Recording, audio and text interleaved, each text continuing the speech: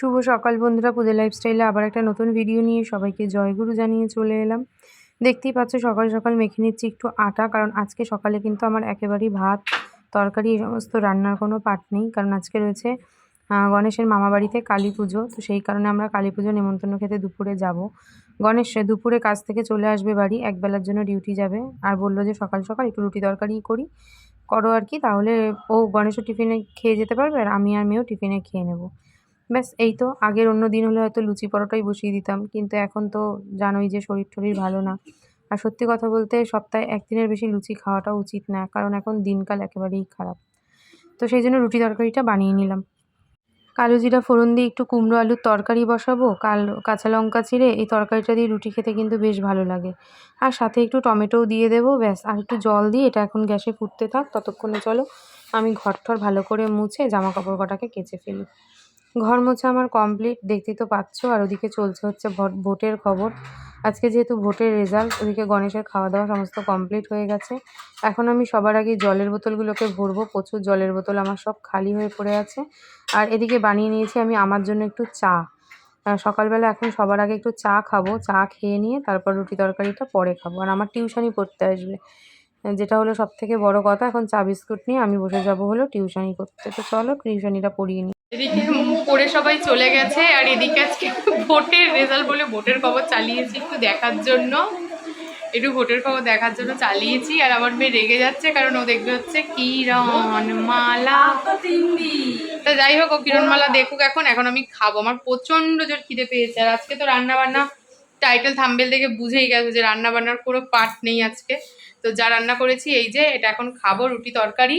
আর এক সিঙ্ক বাসন আজকে, এই বাসন কটা সমস্ত তুলবো সবার আগে।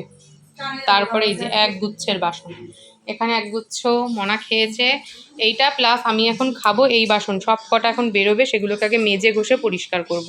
দিতে বসেছে পুজো। মনাকে বললাম তুই পুজো দে, বাড়িতে আছিস আর 2-3 দিন মাত্র, সোমবার দিয়ে স্কুল শুরু। বিছানাটাকে ঝাড়াই হয়নি, শুধু মাদুর তোলা হয়েছে। বেশ হবে দুপুরে ঘুমাতে পারবা না, বেশ হবে। আর এই যে বাসন কটাকে বের করেছি, এক গুচ্ছের বাসন হয়েছে। বেশ কয়েকটা লেবু কেটে নিলাম, বেশ কয়েকটা না মানে 2টো লেবু কেটে নিলাম, একটা মনা আর একটা আমার জন্য।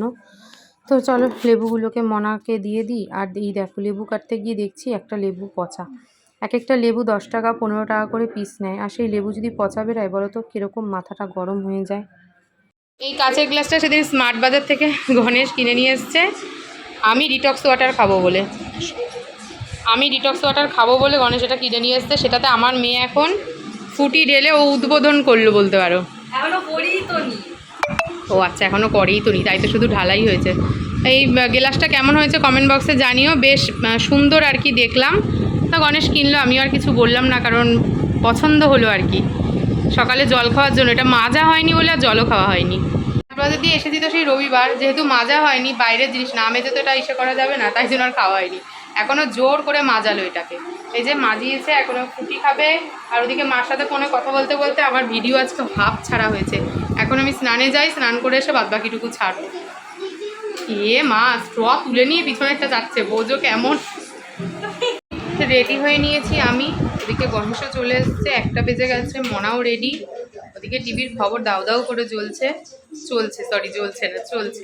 তো চলো বেরোনো যাক, গিয়ে দেখি মায়ের পুজো তো বোধহয় এতক্ষণে হয়েই গেছে, আমরা শুধু দর্শন করতে যাব এই আর কি। যাই হোক মায়ের পুজো আমাদের দেওয়া হয়ে গেছে, সেটা ভেবে শান্তি। চলো বেরোনো যাক।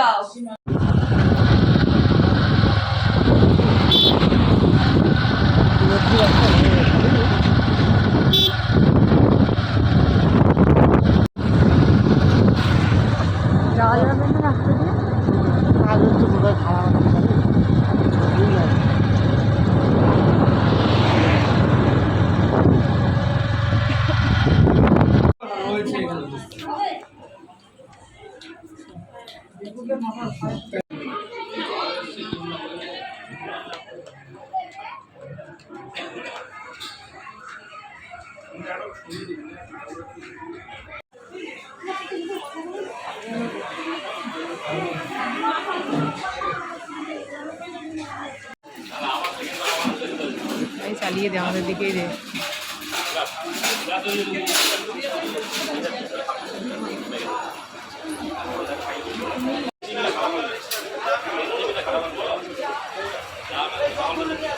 ওদিকে পুজো চলছে আর আমরা এদিকে বসে পড়েছি দেখো খাওয়া দাওয়া করতে, যেহেতু আবার আমাদের বেরোতে হবে। মনার আজকে রয়েছে আর কি সন্ধ্যেবেলা যে পড়াটা থাকে মঙ্গলবার করে, সেইটা রয়েছে আজকে 3টে থেকে পড়া। ভোটের রেজাল্টের জন্য স্যার একটু আগিয়ে নিয়ে এসছে পড়াটা, 3টে থেকে 5টা। আর এখানে প্রথমে খাচ্ছি সেটা হলো আম পোড়ার শরবত। আম পোড়ার শরবত মানে বসে চেয়ারে দেয়নি, চেয়ার টেবিলে দেয়নি, ওটা আগেই দেওয়া হচ্ছিল।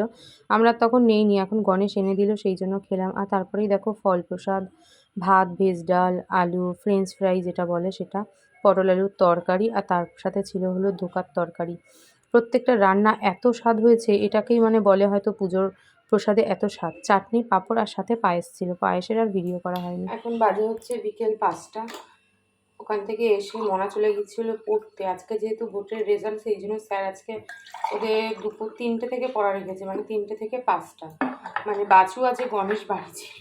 গণেশ যদি আজকে না চলে আসতো তাহলে আমার পুরো সর্বনাশ, মানে আমার ঘুম চোপাট, মাথা যন্ত্রণা তো আমার এমনিই করছিল, কারণ ওখানে গিয়েই আমি যে রোদে গিয়েছি তাতেই আমার মাথা যন্ত্রণা হয়ে গেছিলো। তো বাড়ি এসে যদি রেস্ট না নিতে পারতাম তাহলে আমার একদম হয়ে গেছিলো, উল্টে পড়ে থাকতাম আর কি। আর যেহেতু গণেশ ওকে নিয়ে গেছে, নিয়ে চলে আসবে, 5টা বাজে ছুটিও হয়ে গেছে, ততক্ষণে বাড়িও চলে আসছে ওরা। ওদের জন্যই বানাবো এখন একটু নুন চিনির জল, আর এই জলটা আমি খাবো। আর যেহেতু আজকে মনাও তাড়াতাড়ি চলে আসছে আর আমাকেও বেরোতে হয়নি, সেজন্য আজকে বিকেলে পড়ানোও রেখেছি, তাতে শনিবারটা একটু রিলিফ পাওয়া যাবে। মনা বাড়ি চলে এসছে আর বানিয়ে নিয়েছি হলো চা। দুধ চা দেখেই আমার প্রাণে জিভে শান্তি। আমার এক্ষুনি টিউশনি পড়তে ঢুকে যাবে, 5:30 বাজে। তো চলো চা খাই, খেয়ে পড়াতে বসে যাই। আজকে আর রাত অবধি পড়ানো নেই, যেহেতু আজকে সকালেও পড়িয়ে নিয়েছি। আজকে সন্ধ্যে 7:30 অবধি রয়েছে, ওই 7:30 পৌনে 8টা, ব্যাস এত অবধি আজকে টিউশনি। চলো ঝট করে পড়িয়ে নিই। তারপর দেখো আলনার জামা কাপড় একগুচ্ছ, যেটা আমাকে ডাকছে, ওগুলো ভাঁজ করতে হবে। আজকে রাতে আবার রান্না করতে হবে, কারণ রান্না বান্না তো সকাল থেকে কিছুই করিনি। প্রচুর জামা কাপড় দেখো ভাঁজ করবো, আমার টিউশনি পড়ানো কমপ্লিট। আর এই যে গুলু ঘুমাচ্ছে, সারাদিন আজকে বহুত পরিশ্রম করেছে, তাই তো গুলু। বাজে হলো রাত্রি প্রায় 10:30 কি 11টা। সেই যে মনাকে 5টার সময় দিয়েছে, মানে গলির মুখে নামিয়েছে, নামিয়ে থেকে আর বাড়ি আসেনি উনি। 8টা, 8:30, 9টা অবধি গুলবাগানে কাটিয়ে এসছে। এখন বাড়ি আসার পর থেকে মাথা ঘোরাচ্ছে, রেস্ট পাইনি একটু, তার মধ্যে ছুটি করেছে। আজকে 2-3 বার করে মনাকে দিতে গেছে, আনতে গেছে, নেমন্তন্ন বাড়ি গেছি, এসছি, পুরোটাই রোদের মধ্যে ঘটেছে। অন্যদিন কাজে থাকে, কাজের মধ্যে তার রোদটা অন্তত পায় না, গরম পায় ঠিকই, আর শরীরটা তো একেবারেই ভালো নয়। সেটা কে বোঝে? সারা সন্ধে ফোন করে গেছি কন্টিনিউ, তাও ওনার আসার নাম নেই, উনি গুলবাগানেই বসেছিল। নাও এবার এসে ওই ঘরে শুয়ে রয়েছে, এখন মাথা ঘোরাচ্ছে, গা পাক দিচ্ছে। ওই দেখো ভাত ঝুড়ি দিয়ে ঢাকা দিয়ে রেখে দিয়েছি, আমার আর মেয়ের খাওয়া হয়ে গেছে, উনি এখনও খাইনি। আমি যেহেতু ডালিয়া খাই, ডালিয়াটা ঠান্ডা হয়ে গেলে একেবারেই বেস্বাদ খাবো, ওই জন্য আমি খেয়ে নিয়েছি।